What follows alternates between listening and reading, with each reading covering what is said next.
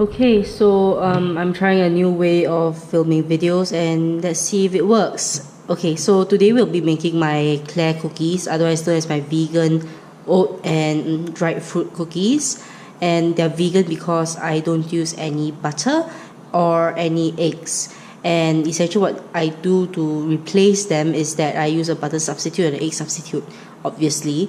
But for the butter substitute, right, so let's begin. So in this bowl, I have my butter substitute. In this case, I've chosen vegetable shortening because I find it gives the best texture as compared to like nut butters and all that. Vegetable shortening gives a more crunchy and crisp texture. Of course, if you don't want to get a vegan option, you can use butter and you get the same buttery taste. In fact, it may even taste better depending on your own liking. Okay, so we have 225 grams of butter or butter substitute, up to you, along with 120 grams of brown sugar and 160 grams of caster sugar. Okay. Okay, so yeah, I just used my new camera and the screen turned off. I was like, what in the world happened?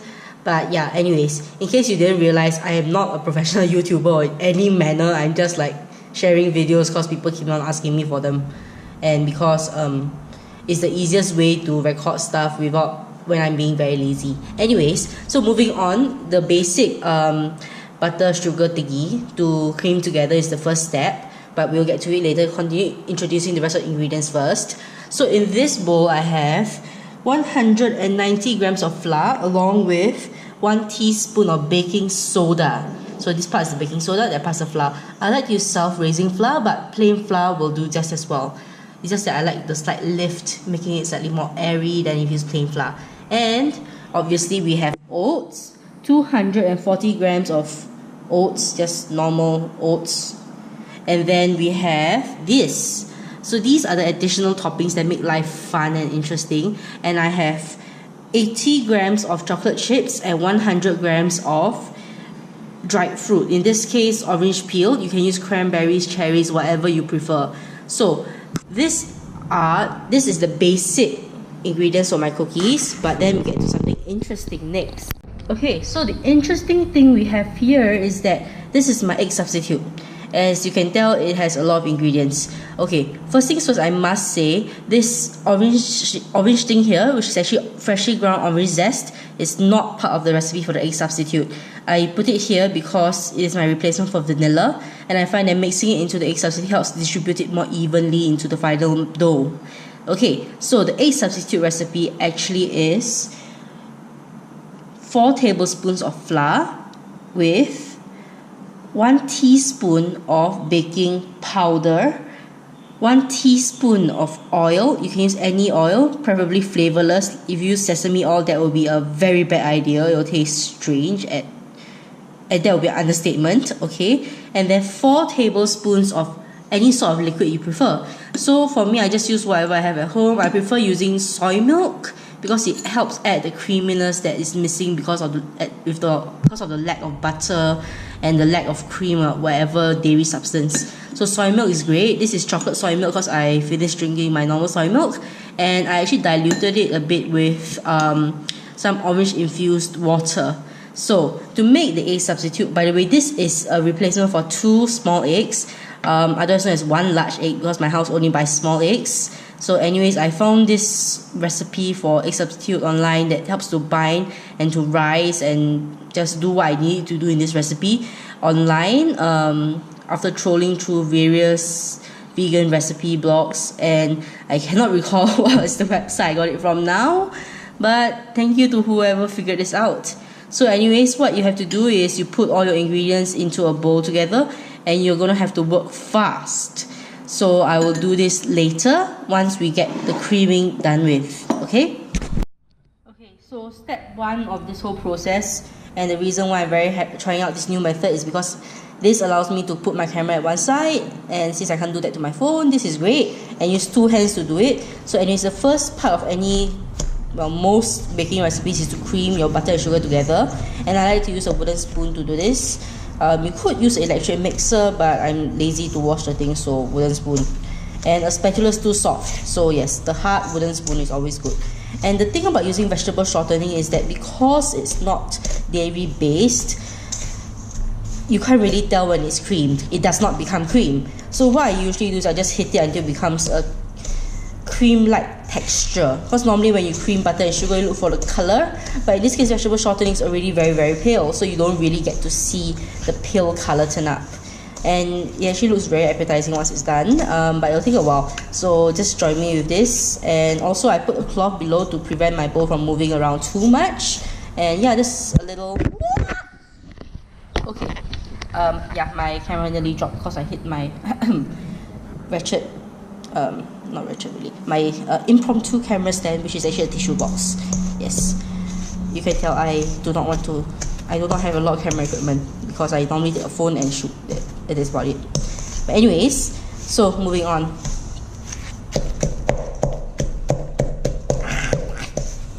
Yeah, baking is a nice way to get rid of any angst you may have in life. Especially if you have any stress due to your studies, your work, your family, whatever, just cream some butter and sugar, hit it, beat it, smash it. It makes life so much better. Get rid of aggression all at one shot. Anyways, so as you can see, it actually comes together very quickly because my vegetable shortening doesn't have to be put in the fridge, so it's always at room temperature. Always lovely. But you will see there are lumps of white stuff in it. Yeah, that's the shortening. And like here, here. Yeah, so you need to make sure everything is very well combined, because if not you get a lump of shortening in your dough and just not nice.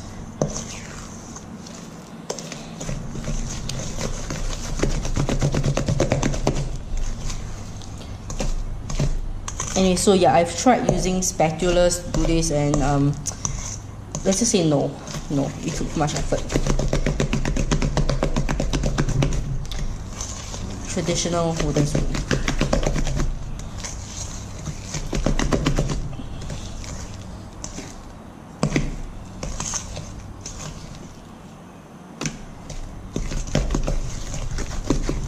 So as you stir, you can actually feel like granules of sugar, and the granules will slowly disappear as you continue mixing and creaming, and that's actually what I'm looking out for. So like when I can no longer feel granules of sugar when I run my spoon through the whole mixture, then it'll be ready. It's nearly there, but I just scooped up some more granules on the side, and yeah, those need a bit more work.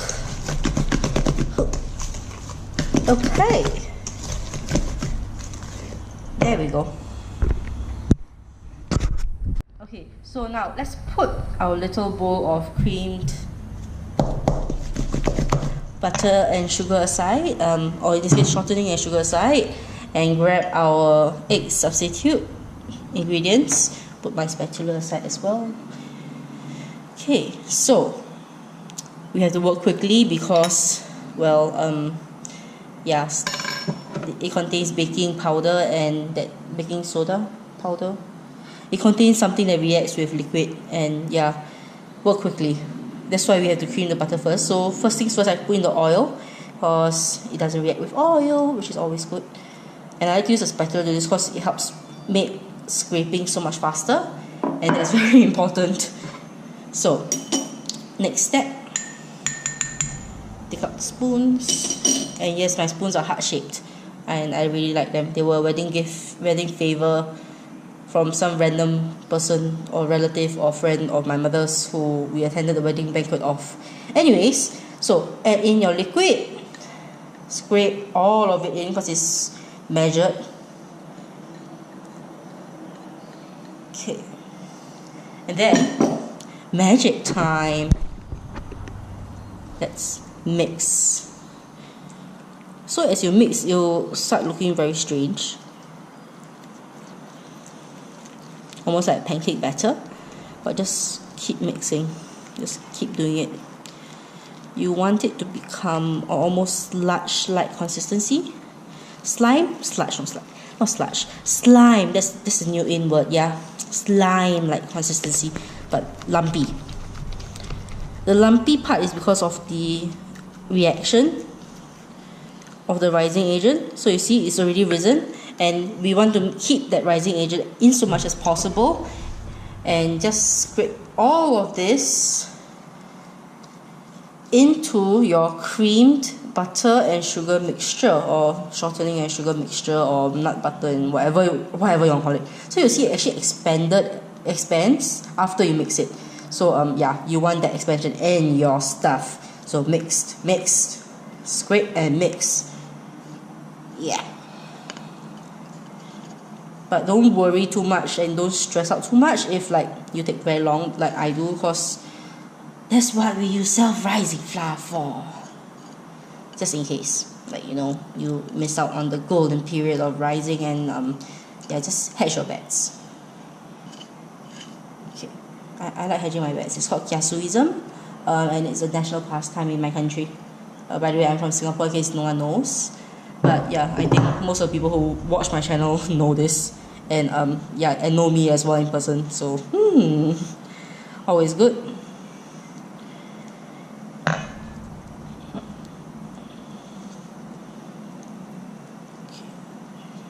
And yes, I don't like to waste, so scrape off everything, and I have washed my hands, don't worry. Okay, I think that's what everyone says. But anyways, yeah, very homemade. A very convenient tissue box as well. So let me re-angle that. So I know it's the same color, but yeah, when you mix it in, but you would a normal egg. So in case you are doing the non-vegan option, you would be using 2 small eggs or 1 large egg now. And yeah, it mix it in, and you'll notice that it's a lot more buoyant than before, your whole mixture, because of the egg substitute, which is what eggs are supposed to do. So, and then next step, grab your flour and your other raising agent, dump it in, scrape out everything, cause measured as well. Okay, normally I don't measure this out, I just plop my whole mixing bowl onto a weighing scale and measure into it. Yeah, I'm lazy, nothing new. So just mix this in.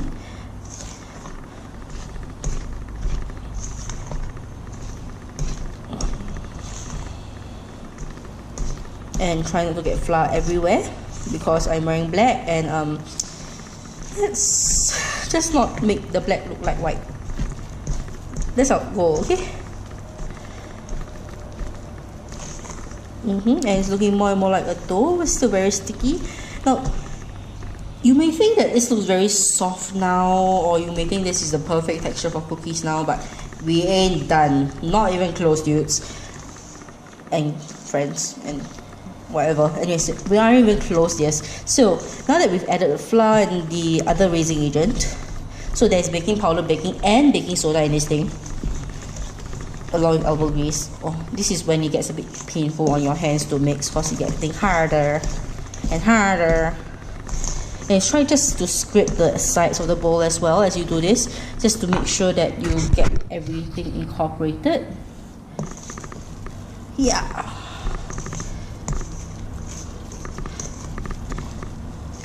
Okay, so that's done. And the next step, grab your oats, toss them in. All of it's in.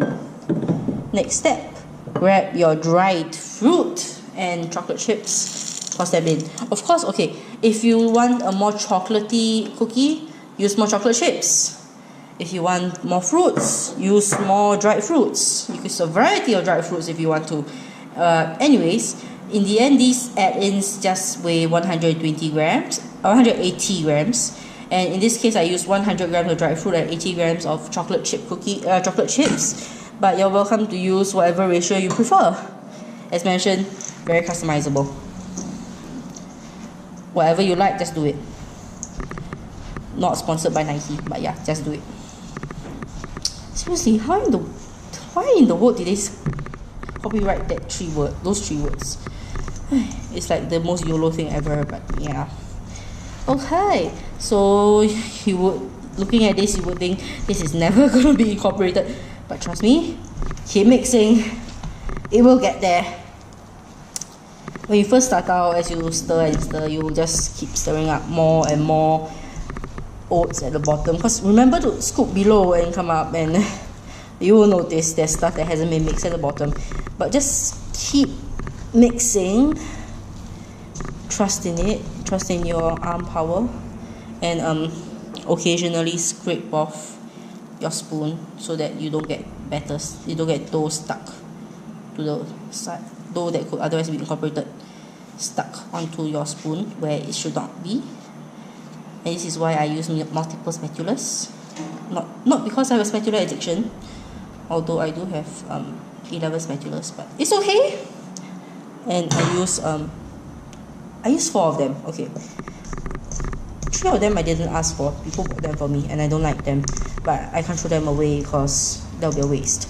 And I never know when I may use them. So, and we don't have a donating culture that's mainstream here. So yeah, let's mix and mix. I like to just roll underneath and then just pour at it like this, imagining that my wooden spoon is like a wolverine claw or something, or like a bear paw, and just claw just to see like the inside of the dough and remove the top layer so that you can adhere more stuff to the bottom layer. And yeah, it's quite fun if you can just work through the pain.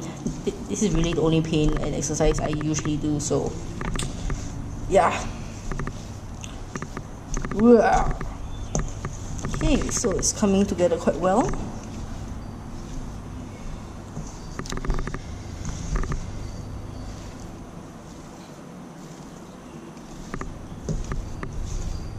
Okay, so when you start pouring and you realize that everything is the same texture and there's no longer any more like dried bits of oats, yeah, when there's no longer any more dried bits of oats and everything's the same texture, you are nearly done.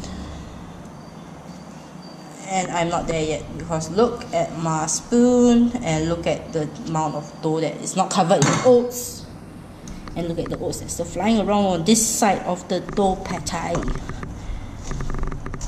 Okay, continue mixing and mixing and stirring and stirring.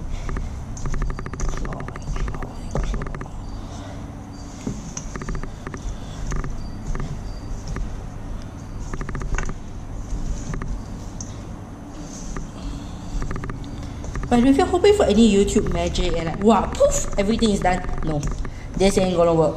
Only time I'm not gonna film is when it's in the oven, cause like that's boring. And I can go do other things like clean up.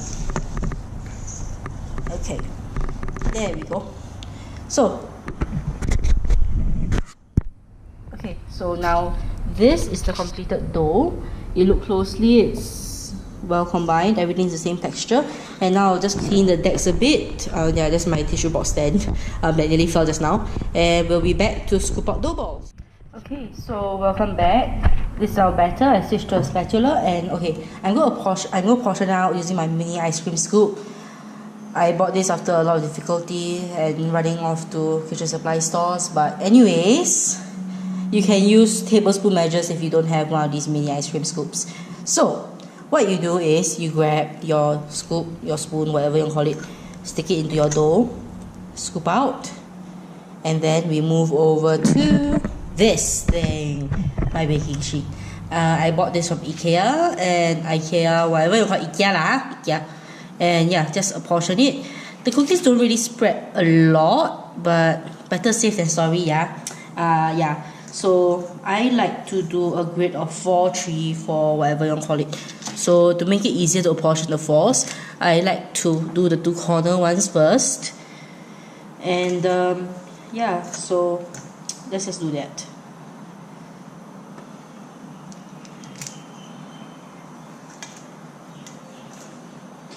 Now when you're scooping, make sure that you try and pack it as tightly as you can. Like you see this one, this is a bit, like this one, this corner here, it's a little hole. There's a little hole here because I didn't pack it tightly enough. Yeah, that's going to be a smaller cookie. It's fine. Anyways, let's continue. So first row of 4 is done. And the next row in between, 1.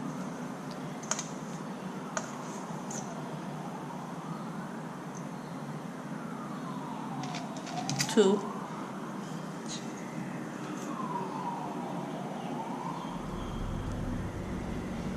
Oh, by the way, I forgot to mention, but my orange peel, I actually cut it.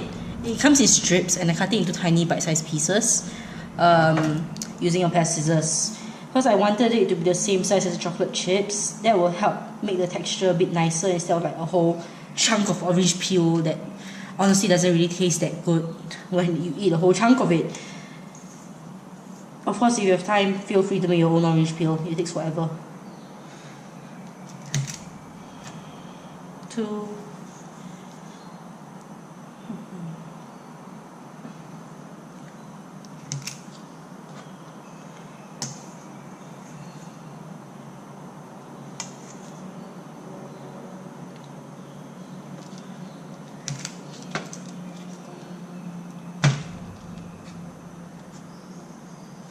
Tweak the things a bit so it's evenly spaced out. Actually, wait a moment, let me shift them a bit higher up so I can make 5 rows. Okay. There we go.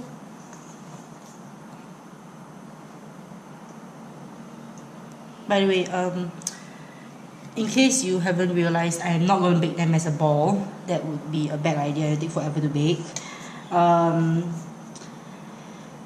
Instead, I'm going to flatten them later, and the way I'm going to do that is with a fork. Okay, nearly there. 1,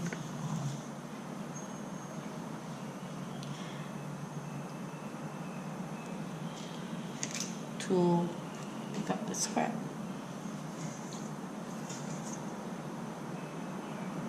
Also, if you had a huge chunk of orange peel in it, it'll be difficult to scoop it. Okay, last one. Poof! Done. Okay, so now that we are here, grab a fork, preferably one with long tines. I don't know where I'm aiming, but anyways, long tines. Then press down in one direction, change, rotate 90 degrees, and press down again. So if you wanted a very crisp cookie, you want to keep the jagged edges, and that will make sure that the edges caramelize quickly, and that will give you a very crisp edge cookie. But I find that it's really crispy enough, so I'm just going to round it out a bit. And I like to do this by just flattening everything at one shot and then rounding. It's faster, trust me. Okay. So the cookies are not going to rise or spread a lot because no eggs, no butter. But yeah, just how you see them is how they're going to be, with a bit, rise a bit and become a little bit bigger, but not by much. Okay. And they actually bake really quickly, like 15 minutes in a 180-degree oven, which, by the way, you should have preheated before you even started everything else. I forgot to mention. Don't worry, all instructions will be in the description box below. Yeah. And come on, last 4.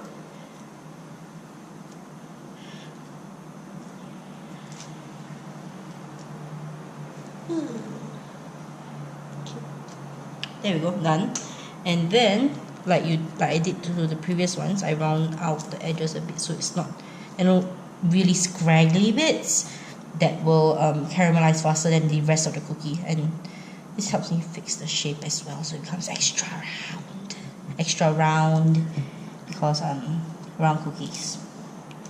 You don't want strangely shaped cookies. So what I like to do is the press, pinch method. I don't know how to describe this. So I press the top while I push the sides inward. So that will make sure it's the same height as well everywhere, while fixing the edges nicely. And yeah, I do this on parchment paper because it helps removal of one batch from the hot baking sheet a lot easier, because I have one baking sheet. And yeah, it takes a while. So this batch of cookie dough that we just made actually comes up to around 60 cookies, or to be more exact, 63 cookies with my ice cream scoop, and scraping every single bit of batter and one measly tiny thing right at the end where you don't have enough to make one full cookie. But yeah, so 63 cookies. Yeah, okay. And yes, you can tell baking is a very full of love task. Everything has to pass through my hands. Epidermal cells, dead epidermal cells going everywhere, my nails. Yeah.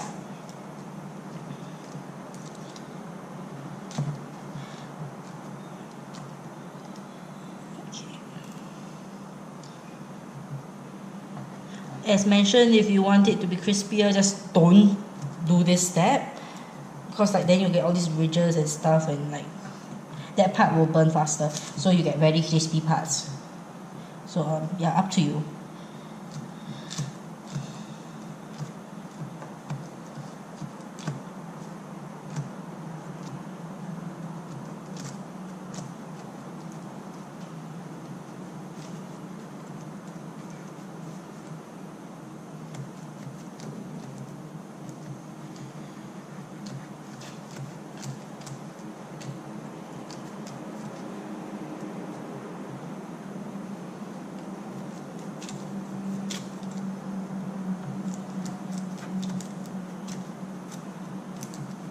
Okay, done. So I just quickly wash my hands so I can pick up my camera, and I'm just gonna pick this up, straighten the parchment a bit, pick this baking tray up, and we're gonna go into the kitchen because my kitchen has no space to film, so I went outside. Anyways, so preheated oven. I have an oven thermometer, tells me it's 180 degrees. Open it. And as quickly as possible, send your cookies into the oven. Poof. And then, bye-bye cloth. Okay. Yes. And then it's gonna bake for 15 minutes. And we'll be back after that. So yay, our cookies are done. As you can see, they didn't really expand that much. They expanded a bit, but yeah, not that much. And now they're this lovely golden color as compared to the original dough. And yeah, 15 minutes in a 180 degree oven. Now I just need to cool them down before we enjoy them, because now they aren't crispy.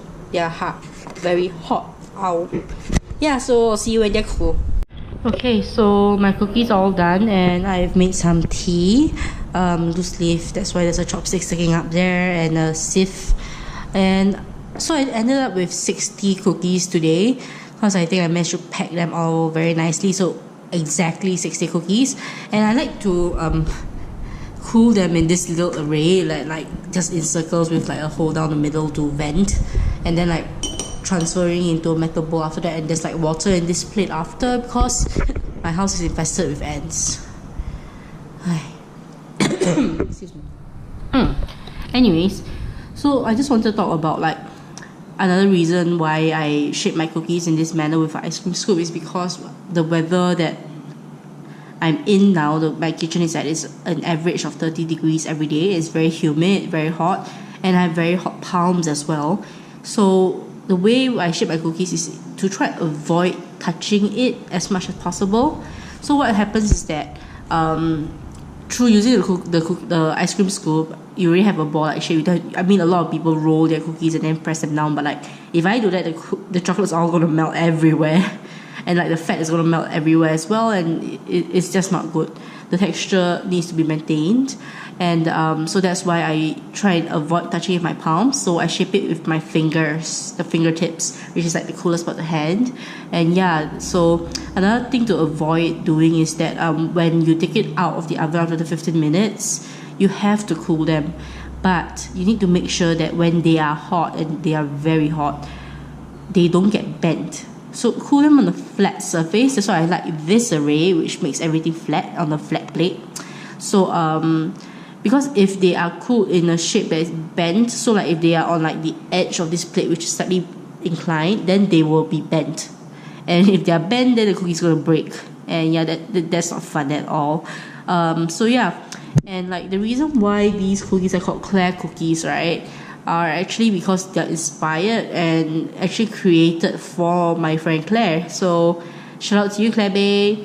And yeah, and it's actually a very, very customizable recipe. So I originally got the recipe from, I think, Sorted Food, and it was just a normal oat cookie recipe with cranberries. So what I did was that I made it vegan by substituting out the milk, the butter and the eggs, and then I changed the flavors a bit because I really like the flavor of orange and orange zest, and I always have lots of oranges all over my house because they are cheap, and orange juice is great, and my mom just likes oranges lah, huh?